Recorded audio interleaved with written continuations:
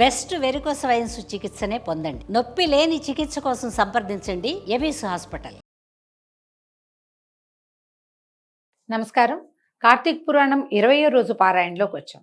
ఈరోజు కార్తీక సోమవారం. అయితే సోమవారం నాడు పగలు ఉపవసించి సాయంకాలం దీపారాధన చేసుకుని దేవాలయ దర్శనం ఏదైనా చేసుకుని అవకాశం ఉంటే సాయంకాలమే ప్రదోష కాలంలో ఇంట్లోనో దేవాలయంలోనో రుద్రాభిషేకాన్ని జరిపించి ఉపవాస విరమణ చేయవచ్చు. ఒకవేళ అంత పెద్దదిగా చేయలేకపోతే పగలు ఉపవసించి సాయంకాలం ఇంట్లోనే దీపారాధన చేసుకుని కొంత శివార్చన కానీ విష్ణువార్చన కానీ మన ఇంటి పద్ధతి ఏదైతే ఆ ప్రకారం అర్చన చేసుకుని కాస్త వంట చేసుకుని స్వామివారికి నివేదన చేసి ఆ ఆహారాన్ని భుజించవచ్చు. ఉపవాస విరమణ చేయొచ్చు. ఎవరినైనా పిలిచి వారికి భోజనం పెట్టినా మంచిది. లేదా ఎవరైనా బ్రాహ్మణులకి మోయనివ్వటం లేదా స్వయం పాకం ఇవ్వటం లాంటివి కూడా మంచిదే. సోమవారం నాడు ఒకవేళ పౌర్ణమి నాడు గనక మీరు దీపదానం చేయలేకపోయినా లేదా 365 ఒత్తులు వెలిగించుకునే అవకాశం మీకు కుదరకపోయినా ఈ రోజున సోమవారం నాడు దీపదానం చేసుకోవచ్చు. 365 ఒత్తులు వెలిగించుకోవచ్చు. ఎక్కడైనా నదీ జలాలలో దీపాన్ని వదిలిపెట్టడం లాంటి క్రియలు కూడా చేసుకోవచ్చు. ఇది కార్తీక మాసంలో ప్రత్యేకమైన సోమవారాలు విశేషం కదా. ఇందులో వచ్చిన ఒక సోమవారాన్ని మనం మిగిలిన సోమవారాల్లో చేయలేని క్రియలన్నీ లేదా పౌర్ణమి నాడు చేయలేకపోయినవి కూడా ఆ పుణ్యకార్యాలన్నీ ఈ రోజున చేసుకోవచ్చు. అవకాశాన్ని బట్టి ఈ దొరికిన సోమవారాన్ని సుసంపన్నం చేసుకుందాం దాంతో. అయితే ఇప్పుడు ఇవాళ ఏం కథ చెప్పబోతున్నారో చూద్దాం. జనక మహారాజు అడుగుతున్నారు, మునీంద్ర, సర్వపాపాలని నశింపచేసేది సౌభాగ్యప్రదము అయినటువంటి కార్తీక మహాత్మ్యాన్ని ఇంకా విన్న కొద్దీ వినాలనుంది, ఇంకేదైనా విశేషం చెప్పమని అడిగారు. అడిగితే వశిష్ఠ మహాముని ఇలా చెప్తున్నారు, వినుము ఓ రాజా, ఇది విను. కార్తీక మహాత్మ్యాన్ని గురించి అగస్త్య మహామునికి అత్రి మహామునికి జరిగిన సంవాదం ఒకటి కలదు. అంటే సంవాదం అంటే పోట్లాట అనుకోకూడదని. వాదం అనగానే మనం ఏమనుకుంటాము, డిబేట్ అనుకుంటాం. కాదు, సంవాదము అంటే ప్రసంగం, మాట్లాడుకోవటం అన్నమాట. వీళ్ళు ఒకరికొకరు చెప్పుకున్నారు. ఎవరెవరు? అగస్త్య మహాముని, అత్రి మహాముని. ఇది చాలా ఆశ్చర్యకరమైన విషయం అట. ఏం మాట్లాడుకున్నారో చూద్దాం. అత్రి మహాముని ఇలా అంటున్నారు, అగస్త్య మునీంద్ర, ఉపకారం కోసము కార్తీక మహాత్మ్య బోధకమైన హరికథను ఒక దానిని చెప్పేది విను. విష్ణువంశ సంభూతుడమైనటువంటి ఓ అత్రి మునీశ్వర, సద్ధర్మ కీర్తన కాలమందు కార్తీక మాసము చెప్పబడినది. అంటే ఏమిటి? ఏదైనా మంచి విషయం మాట్లాడుకోవాలి అంటే ఋషులు మునులు ఆ సద్ధర్మం, మంచి ధర్మాన్ని మాట్లాడే సమయంలో కార్తీక మహాత్మ్యం చాలా విశేషమైందట. దీని గురించి తెలుసుకోగోరుతున్నాను. ఆ ధర్మాన్ని గురించి నేను తొందరగా చెప్పు నాకు అని ఆయన అడిగేసరికల్లా అత్రి మహాముని ఇట్లా చెప్తున్నారు, బాగుంది, నీ ప్రశ్న చాలా పాపనాశకరము. అంటే ఇప్పుడు ఇద్దరు మాట్లాడుకున్నారు. వాళ్ళిద్దరూ ఒక విషయాన్ని గురించి ఇది మంచిది, ఇది పుణ్యప్రదమైనది, చేయవలసిన విధి, మానవులందరూ దీన్ని ఆచరించవలసింది అని ఇద్దరు మహర్షులు మాట్లాడుకుంటే దాన్ని వినినటువంటి శిష్యులు ఒక నోటి నుంచి ఇంకొక నోటికి ఈ సంవాదము, దీని యొక్క విశేషము, ఏ విషయం గురించి పరమపుణ్యప్రదం అని చెప్పుకుంటారో ఆ విషయము ప్రపంచంలోకి వెళ్ళిపోతుంది. ఇప్పుడు ఒక పెద్ద మనిషి ఇంకొక పెద్ద మనిషిని ఒక విషయం మీద ప్రశ్నించారంటే అది కేవలం లోకోపకారం కోసమే జరిగేదట పూర్వం. అందుకని సర్వపాపము పోగొట్టేటువంటిది, అన్ని రకాల పాపాలని పోగొట్టే ప్రశ్న ఇది. కాబట్టి నువ్వు హరికథా సందర్భాన్ని జ్ఞాపకం చేసావు, చెప్తాను విను అని. కార్తీక మాసంతో సమమైన మాసం లేదు, వేదంతో సమానమైన శాస్త్రం లేదు, ఆరోగ్యంతో సమానమైన ఉల్లాసము లేదు, అలాగే హరితో సమానుడైన దైవము లేడు. కార్తీక మాసమందు ప్రాత స్నానము, దీపదానము, హరిపూజ సల్పేవాడు ఇష్టార్థాన్ని పొందుతాడు. విష్ణుభక్తి వలన కలియుగమందు వివేకము, ధనము, యశస్సు, ప్రతిష్ట, లక్ష్మి, విజ్ఞానము, సర్వత్ర విజయాన్ని కూడా పొందుతారు. ఈ విషయాన్ని గురించి ఒక పూర్వ చరిత్ర ఉన్నది అని చెప్పారు. త్రేతాయుగంలో అంటే రాముల వారు పుట్టిన యుగంలోనే, వారికంటే చాలా ముందు కాలంలో అయోధ్య నగరానికి సూర్యవంశ సంభూతుడైనటువంటి పురంజయుడు అనే ఒక రాజు ఉండేవాడు.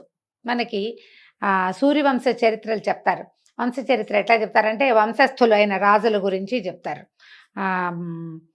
రాముల వారి వివాహం అప్పుడు శ్రీరామ పట్టాభిషేకాలు అవి జరుపుతాము. సీతారామ కళ్యాణం చేసినప్పుడు వారి వంశస్థులందరి పేర్లు చెప్తారు. అందులో పురంజయుడు ఉన్నాడో లేదో తెలియదు కానీ అయోధ్య నగరాన్ని పాలించిన రాజుల పేర్లు ఎన్నో కనపడతాయి. కనపడే వాళ్ళలో పురంజయుడు ఒకడు. ఈయన మొదట ధర్మాత్ముడుగానే ఉండేవాడు. రాజ్యానికి వచ్చిన కొత్తలో తండ్రి గారు విధించిన విధానాల ప్రకారమే రాజ్యాన్ని చేసేవాడు. రోజు నిత్య దేవాలయ సందర్శనము, పూజా విధానము, యజ్ఞము, హోమము, బ్రాహ్మణ దానాదులు అవి చక్కగా చేసేవాడు కొత్తల్లో. క్రమంగా ఏమైంది, ఆయనకి బలం పెరిగిందనమాట. తర్వాత ఐశ్వర్యవంతుడై బుద్ధి నశించి దుష్టపరాక్రమయుక్తుడై మహాశూరుడయ్యును సత్యము శౌచము విడిచి దేవబ్రాహ్మణ భూములను అపహరించి బ్రాహ్మణులను ద్వేషించి లోభి హింసకుడు కూడా అయి బంగారాన్ని దొంగిలించే వాళ్ళకి ఇష్టుడుగా ఉన్నాడు. ఎలా అయ్యాడో చూడండి. మొట్టమొదటి చక్కగా ధర్మంగానే మొదలుపెట్టాడు. రాజ్యంలో రకరకాల పంటలు పండేవి, చుట్టుపక్కల రాజులందరినీ జయించి పెట్టుకున్నాడు. ఎవరైనా వస్తే వాళ్ళని తొలగించేసేవాడు. క్రమంగా తన బలం మీద అతనికి నమ్మకం వచ్చింది. తను బాగా బలశాలని, ఈ ధర్మ మార్గం వల్ల ప్రయోజనం లేదని ఇదంతా శమధమాదుల్ని నేర్పిస్తాయి. దీనివల్ల ప్రయోజనం ఏముంది, రాజ్యం పెరగదు, రాజ్యానికి సంపద పెరగదు. ఇలాంటి ఆలోచనలకి లోనయ్యి క్రమంగా శమధమాదులని వదిలిపెట్టేశాడు. దేవాలయము, పూజ పునస్కారము, విధానము, యజ్ఞము, హోమము మానేశాడు. అక్కడి నుంచి బ్రాహ్మణులతోటి ద్వేషంగా ప్రవర్తించేవాడు. ఎందుకు వీళ్ళకి ఇవన్నీ ఇవ్వడం, మనకి ఇంత రాజ్యం ఉంది కదా, ఇంకా ఏం కావాలి మనకని ఏ బ్రాహ్మణుడికి ఏమీ దానం చేసేవాడు కాదు. లోభి హింసకుడు, ఎవరైనా పదే పదే అడిగితే ఒరే వీళ్ళు 4 కొట్టి బయటికి తోసేయండిరా లాంటి మార్గాన్ని అవలంబించేవాడు. హింసకుడుగా కూడా అయ్యాడు. తర్వాత ఏమైంది, ఈ క్రమంగా దొంగలకి వాళ్ళకి ఎవరి నుంచైనా దొంగలు ఏదైనా సొమ్ము దొంగిలించుకుని వస్తే దొరికితే సగం తీసుకుని వదిలిపెట్టేసేవాడు. ఏం పోయింది, 2 లక్షలు దొంగిలించుకొస్తే 1 లక్ష రాజుగారికి ఇస్తే వదిలేస్తాడు. ఇలాంటి మార్గాన్ని కూడా ఆయన అవలంబించాడు. తన సంపద పెంచుకోవటం మీదే దృష్టి ఉంది కానీ పుణ్యబలాన్ని పెంచుకునే ఆలోచన చేయలేదు. ప్రతి వాళ్ళు ఈ ఆలోచన విధానాన్ని అనుసరించాలి. మనం ఎంత పెరిగామో పుణ్యబలాన్ని అంత పెంచుకోవాలి. అది తగ్గించుకుని పాపాన్ని పెంచుకోకూడదు. మన బలం పెరిగింది అంటే భగవంతుడు అంగీకరించడం వల్ల పెరిగిందని అనుకోవాలి కానీ కాదు ఇదంతా నా శక్తి అంటే ఎంతకాలం ఉంటుంది, శరీరం నశ్వరం కదా, ఎప్పుడో ఒకప్పుడు నశించిపోయేదే. దానివల్ల ఈ బలం వచ్చిందని ఎలా నమ్ముతాం మనం? అలా ఎలా ఆలోచిస్తారు? ఈ ఆలోచన విధానం తప్పు. ఆ తప్పుడు ఆలోచనల్లోనే పురంజేయుడు ఉండేవాడు. క్రమంగా ఇలా అధర్మపరాయణుడిగా అయ్యాడు రాజు. అతని సామంతరాజులైనటువంటి కాంభోజ కురురాజాదులు అనేక మంది సింహబలులైన వాళ్ళు కూడి గుర్రాలు, ఏనుగులు, రథములు, కాల్బంటలు అను 4 రకాల సేనలతోటి వచ్చి అయోధ్య పట్టణానికి చుట్టూ చెరుకు పానకానికి తేనెటీగల్లాగా చుట్టుకున్నారట. ఇతను ఎలాగూ అధర్మపరుడు, రాజ్యంలో ప్రజలంతా ఇతను ప్రజాకంటకుడుగా ఉన్నాడు, ఎవరు ఇతనికి సహాయం చేయరు. చుట్టుపక్కల రాజ్యాలందరితోటి ఇతనికి శత్రుత్వమే. కాబట్టి చుట్టుపక్కల రాజ్యాల వాళ్ళు ఎవ్వరూ ఇతనికి సహాయం చేయరు. కాబట్టి ఈ రాజ్యాన్ని కబళించాలని చుట్టుపక్కన ఉన్నటువంటి ఒక పక్కగా ఉన్నటువంటి కాంభోజుడు, కురురాజు ఇలాగ వీళ్ళంతా మహాబలవంతులట. వీళ్ళు ఏం చేశారు, చతురంగ బలాలతోటి, మామూలుగా రాస్తుంటాం చతురంగ బలాలు అంటే ఏమేమిటవి, గుర్రాలు, ఏనుగులు, రథాలు, కాల్బంట్లు. 4 రకాల కాల్బంట్లు అంటే నడుస్తూ యుద్ధం చేసేవాళ్ళు, నడిచి వచ్చేవాళ్ళు అనమాట. వాళ్ళకి ఇవి ఉండవు, వాహనాలు లేకుండా ఉండేవాళ్ళు. వీటితోటి చెరుకు పానకం చుట్టూ తేనెటీగల్లాగా చుట్టేశారట. సరే ఈ పురంజేయుడు కూడా ఎవరో తమ మీదకి దండెత్తి వచ్చారంటే తన దగ్గరున్న చతురంగ బలాల్ని వేసుకుని బయటకు వచ్చాడు. పట్టణంలోంచి బయట వాళ్ళు లోపలికి ప్రవేశించలేరు. ఈ అయోధ్య పట్టణము దుర్భేద్యమైనది, మనకి రామాయణంలో కూడా కనపడుతుంది. ఎవ్వరూ దాన్ని జయించలేరు. దాని లోపలికి వెళ్ళటం ఎవరి వల్ల కాదు. అన్ని పక్కల చేరుంటే సైన్యం చేరుందని లోపల నుంచి రాజులు బయటికి రావాల్సిందే. అయోధ్యలోకి ఏ పరరాజులు ప్రవేశించలేనంత కట్టుదిట్టమైన రాజ్యం అన్నమాట అది. అయితే ఈయనే పట్టణంలోంచి బయటకు వచ్చాడు. ఈయన ధనుర్బాణయుతము, ధ్వజయుతము, స్వయం ప్రకాశమానము, అనేక దిగ్విజయాలు చేసింది, శస్త్రాస్త్రపూరితము, మహాచక్ర సంయుతము, మంచి గుర్రములతో కూడింది అయినటువంటి సూర్యదత్తమైన రథాన్ని ఎక్కి ధనుర్బాణాలు ధరించి సాది, నిషాది, రథి, పత్తి రూప చతురంగ బలాలతోటి పురద్వారంలోంచి శత్రు సైన్యంలోకి ప్రవేశించి భేరీతూర్య నాదములకు, శంఖ గోముఖ నాదములను, చాపటంకార ధ్వనులను ఒక్కమారుగా ఉరుముల చప్పుడు వలె ధ్వని చేయించాడు. ఎన్ని రకాల మోతలు మోగించాట. ఆయనకి తనకున్నటువంటి ఈ చతురంగ బలాలే కాకుండా ఇంకా చిన్న చిన్న సమూహాల్లాగా ఉన్నాయి.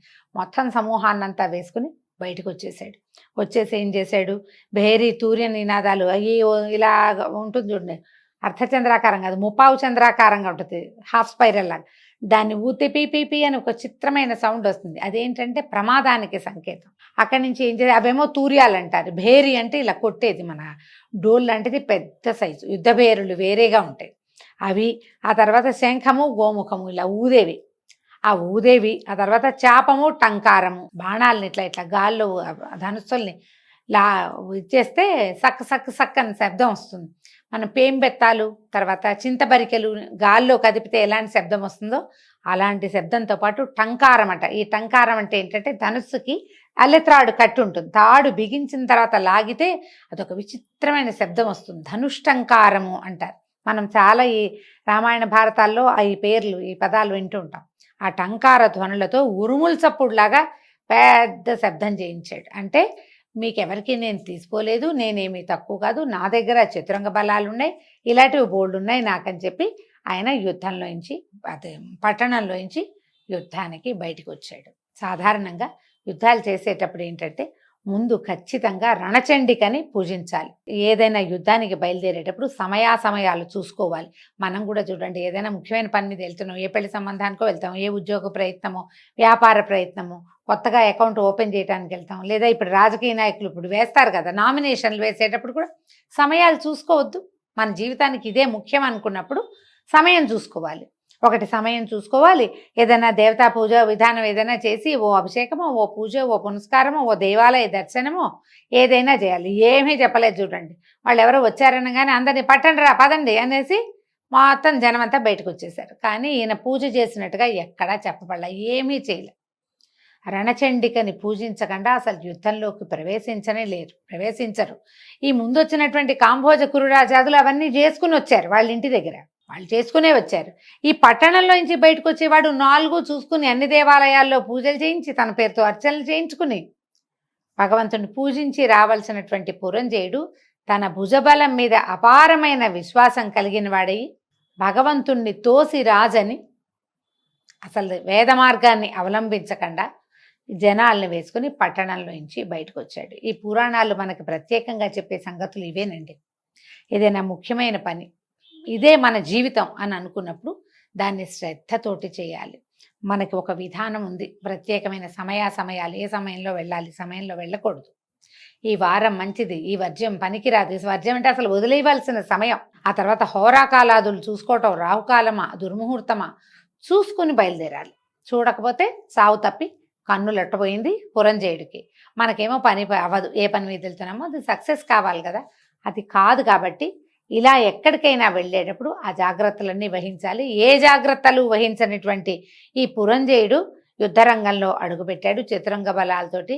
అతని బలాలు ఏమయ్యాయి, యుద్ధంలో విజయం సాధించాడా, భగవంతుడు అతనికి బాసటగా నిలిచాడో లేదో రేపు ఉదయం పారాయణలో తెలుసుకుందాం. అంతవరకు సెలవండి. నమస్కారం.